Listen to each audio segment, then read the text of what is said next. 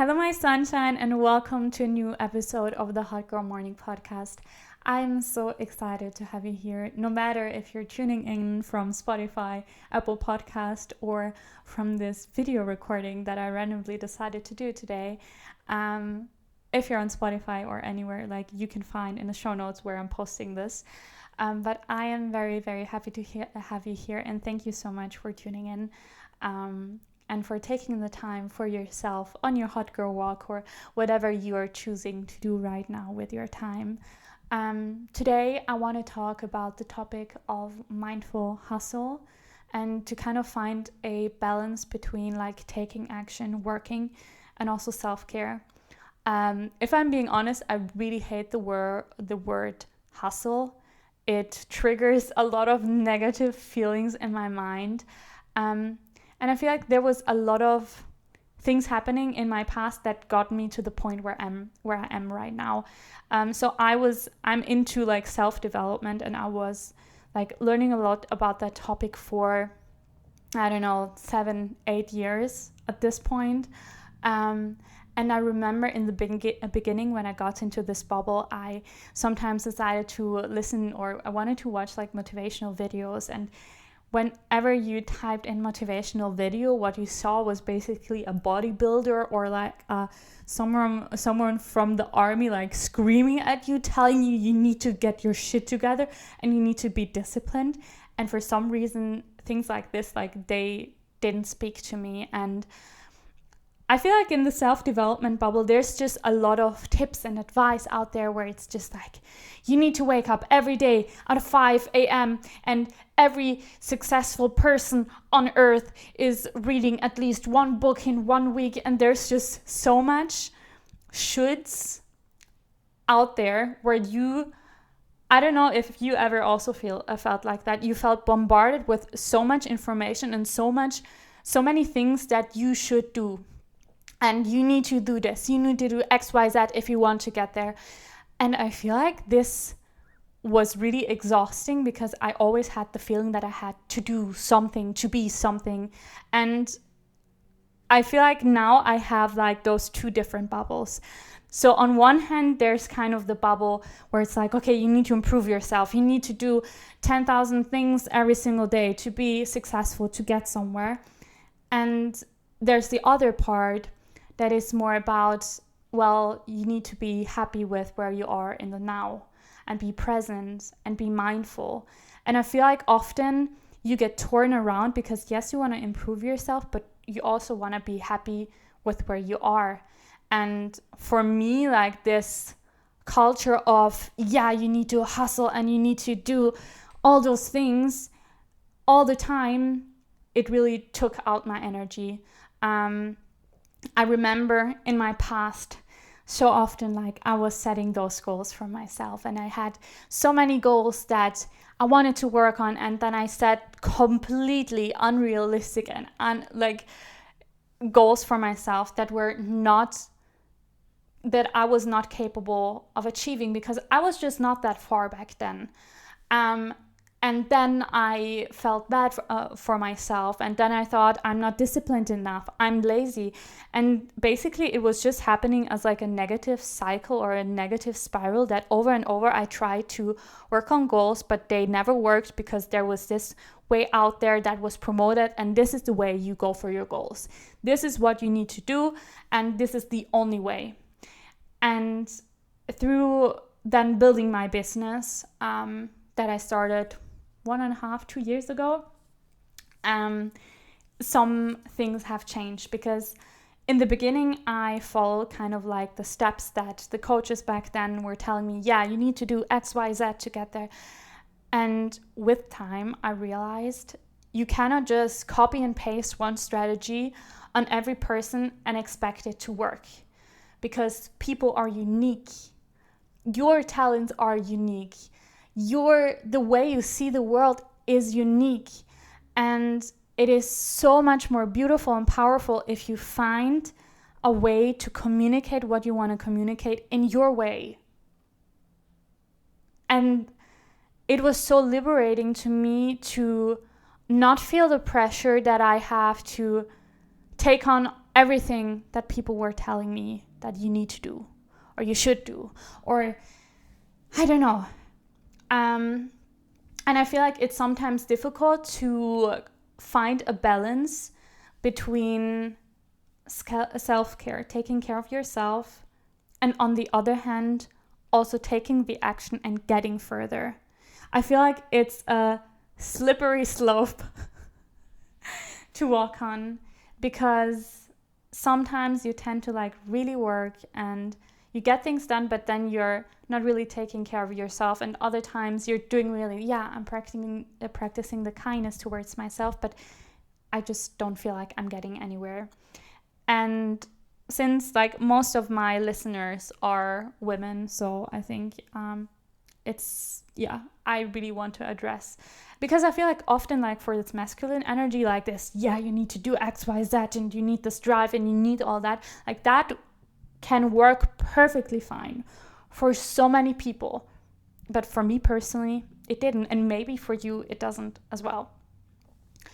So something that I have learned about that is so interesting to me is basically, well, there are multiple aspects to this, but cycle syncing is something that really changed so much about how I work and how I see the world and how I'm showing up for myself. Because I don't know if you have ever struggled with this, where you're like, okay, you really don't feel motivated right now and you're not sure, okay, should I push myself right now? Because I want to do that, like I should take the action or whatever. And on the other hand, well, sometimes you also need to show kindness towards yourself. Sometimes when you truly don't feel like it, there are things going on in your life, it is also okay to not do the things. So when is it a good time to decide to do the things, and when shouldn't you do the things? And this is when I got more into cycle syncing. So basically last year around September, I was joining a group coaching program where it was all about doing business your way. So getting to know yourself on a deeper level, and then building the business based on your talents, your strengths, the way your energy flows, and not the way the hustle culture US Army and guy is telling you to live your life. So basically, what was happening then, I have learned so much more about cycle syncing. I'm going to just tell you a little bit about it if you're not aware, because I feel like in schools you do not get taught enough about this topic. And I feel like we're growing up in this society where this 9 to 5 is just a normal thing, and we are expected to show up in the same energy and the same way that men always are, even though if we would embrace this cycle, this journey that we are on, it would benefit us so much, and benefit the company that we work for, or benefit the business that we are building. So basically the way it works, in your cycle you have 4 phases. What I'm telling you right now, I don't think that is applicable, like if you take the pill, or I don't know actually how the hormones work when you're getting like older and you get the menopause. I have no idea about that, but I know what happens when you have a menstrual cycle. So basically there are 4 phases. There is the follicular phase, there is the ovulation, luteal phase, and the menstruation. Basically what it looks like, the follicular phase, it also is called the spring phase. So it's the right after you got your period basically, and this lasts 7 to 10 days if I'm not mistaken, or like 2 weeks depending on how long your cycle is in general. The follicular phase is a really great phase where your energy is rising up again, and you have so much motivation to like start working on all those new projects and to do new things and to get the ball rolling, and you feel very, very inspired. This is a time where I then, when I feel like, okay, I'm not sure if I want to do this right now, I don't feel motivated, this is a time where I push myself a little bit more because I know that my energy can handle it. After the quote unquote spring phase, how people like to call it, there comes the summer phase, which is ovulation. So basically those are your day where you're fertile. And in those days, like, your energy tends to be the highest. Like, you feel like a freaking confident, beautiful girl, human, woman, soul. And basically, in this time, this is a great time for you to socialize, to connect to people, to have conversations, to really like go out there, because you are glowing. Literally, you are glowing in this time. What happens afterwards? You're getting into the luteal phase. This takes around like 14 days ish, and this is where your energy slowly decreases. So you may be experiencing like PMS when you're getting towards like the end of this phase, and you kind of want to cocoon back, or you want to, like, I don't know how to call it, you want to kind of not have that many conversations yet. Your mood is maybe not the best anymore. So this is the phase where you're kind of finishing up with projects and you're taking a bit more time for yourself and for your self-care. And this is very powerful for all that.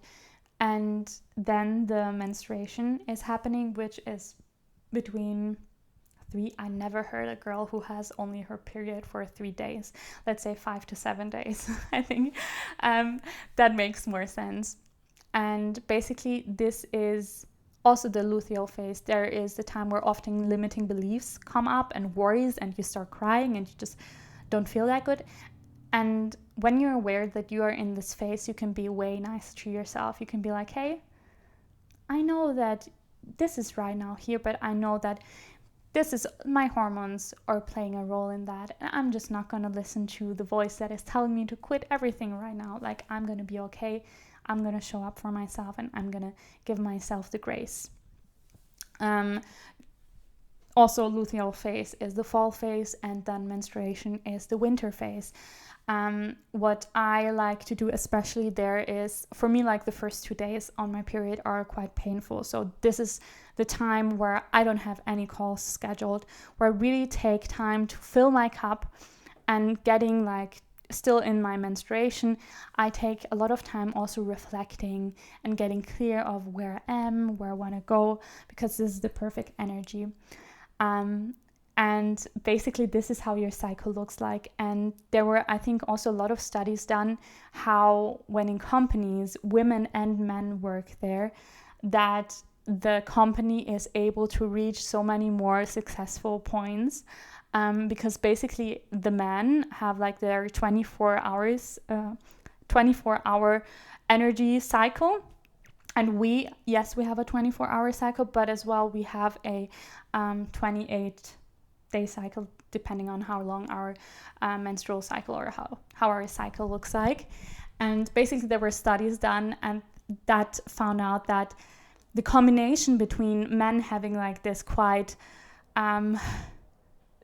like same energy all over and over, and women having like those ups and downs, like that really created the best results in companies, which I think is so beautiful. And so often we make ourselves feel so bad when we don't have the energy to do something, but it's just physically like their things are different. I think they're also like with medicine, you can read about it that women in general need more sleep than men. And knowing all this took so much pressure off myself. Not only knowing this, but also then working with my 24-hour energy cycle. So basically, people are different. There are literally people out there who wake up at noon, they kind of have a slow morning, and they're super, super productive in the evenings. And I really don't like when people are telling people like this that, yeah, you need to wake up at 5 a.m. to be a successful person. Really. Nope. You don't. I think it's so important to get to know yourself, get to know how your system, how you work, and then work accordingly. Basically, what I found out, my best time to work is between, let's say, 8:30, 9 a.m. until 12:30. Then I need a break. I have like a dip after lunch. I cannot work at that time. And then I get back at it at like 3:30, and then I can work still until, let's say, 5. And those are the times I'm aware like what times I can do like hard focus work, and maybe when I have this lower energy, I can use this time for creative work. But the more I work according to my energy, the more work I get done. And all this was so powerful to me to learn to get like a better balance between like getting the work done, but also doing the self-care, because I knew how I work best. I just knew how I work best. And I think often it's just so difficult to find the right balance between, okay, working very hard and also doing the self-care. So I would really invite you to track your own energy.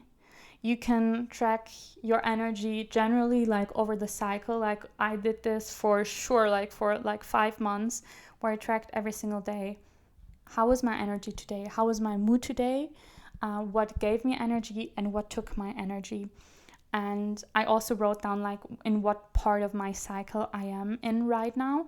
And over some time, you can see themes coming up, and you can then better understand how you work best, instead of pressuring yourself to do things in a specific way. And additionally to this, there are also like tests out there where you can, how is it called? The circular rhythm. Basically, you can find out what your 24-hour cycle looks like. So how your energy works. And I would really invite you to do some inner work and find out how you work best, because this will help you so much to be less in that hustling. You feel just so unaligned and just not balanced, and at the same time like getting things done. Because I think the one part, like the people who are only like doing the things and taking the action, like you need to take the action to get to where you want to go. But if you do this long term, I don't think that that's going to be a healthy way. Like you're going to get burnout and all those things. And I can sing you a song about burnout. And on the other hand, you also, if you only do like self-care and balancing and aligning, like you will not get to where you want to go. You have to find a balance between kind of knowing where you want to go and taking the steps, but also showing the love towards yourself. And I think finding this balance is often quite tricky, but I think it's so beautiful when you then start to get to know yourself better and you find new parts about yourself. And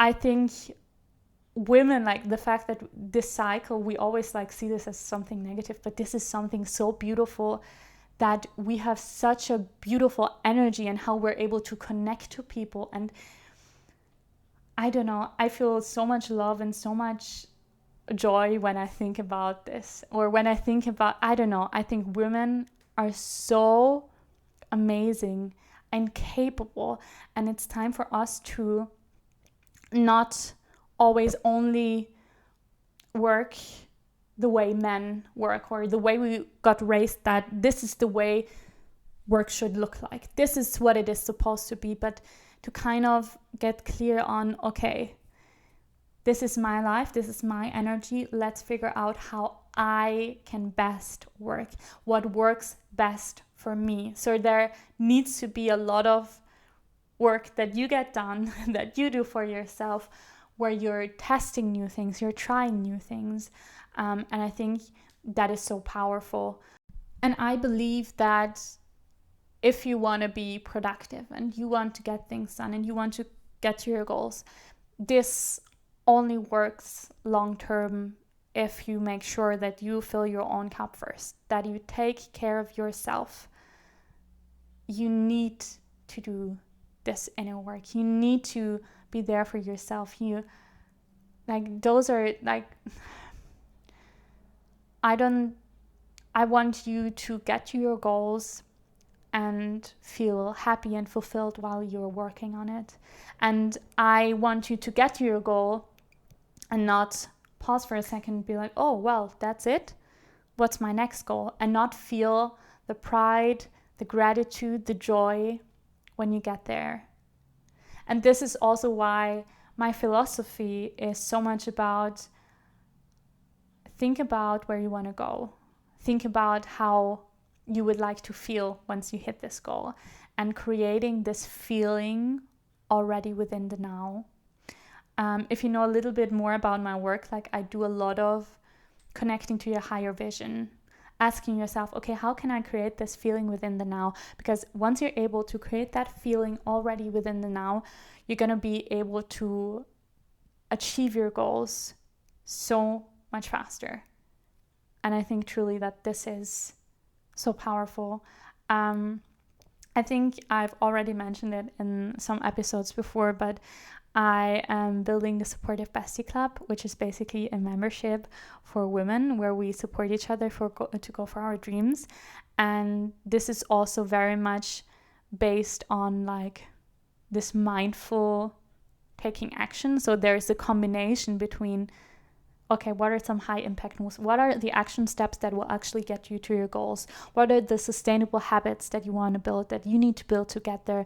And on the other hand, also taking care of yourself, taking yourself out on dates, and just finding this balance between taking the action and taking care of yourself. So if you would want to hear more about it, this is an empowerment and accountability group basically, and we have weekly calls where we basically get clear on what are the steps that we need to take next week. And there's also a daily accountability group, and we're the most amazing supportive besties for each other.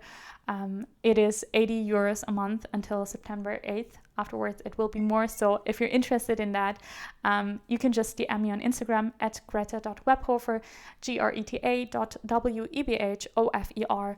And thank you so much for listening to this episode. If you feel like this would be really a benefit to a friend of yours, or feel free to send it to them. And thank you so much for taking the time to listen to this episode. I hope you have an amazing day, and I'll talk to you soon.